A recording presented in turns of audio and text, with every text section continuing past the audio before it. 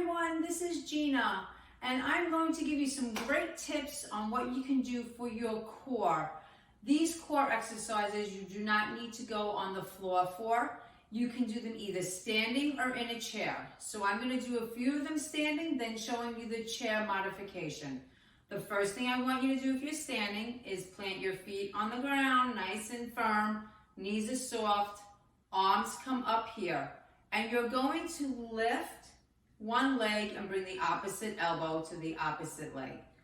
And again, I'm going to do 8 of these. Here we go for 1, 2, 3, 4, 5, 6, 7, 8.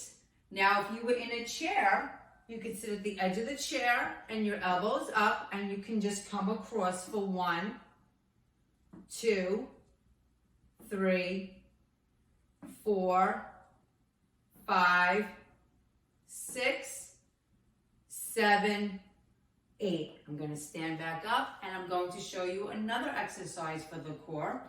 Again, feet are planted, hips are, feet are hip width apart. Hold the arms up, and I want you to come and crunch, and crunch. So here we go. We're going to do 8 of these.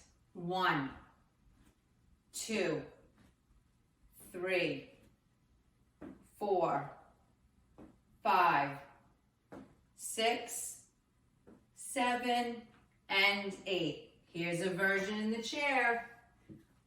Here we go. Sit at the edge of the chair. Hands are here, and 1, 2, 3, 4, 5, 6, 7, and 8. That is absolutely great. Those are 2 great exercises you can do for your core. Here's another one. You can stand with your arms out. Now this, just be very careful when it comes to this with balance. You can come across and across. I'm going to do 8 of these, then I will show you how to do them in a chair. 1, 2, 3, 4, 5, 6, 7, and 8. Here's the chair version. Arms are out.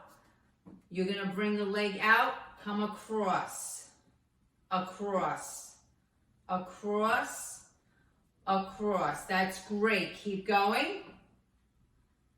Only 2 more. Here's another modified version of that.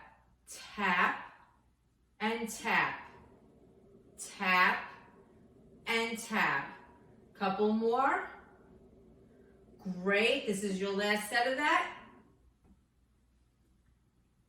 I hope you enjoyed this core segment.